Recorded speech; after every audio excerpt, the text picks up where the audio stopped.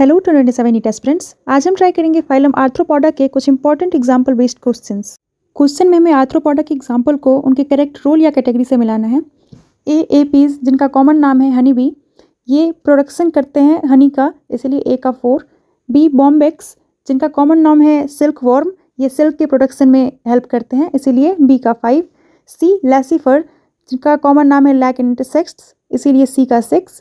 D anopheles जो कि mosquito के एक स्पीसीज़ हैं, ये वेक्टर के हुए हैं, मलेरिया कॉजिंग वेक्टर्स हैं, इसीलिए डी का 1।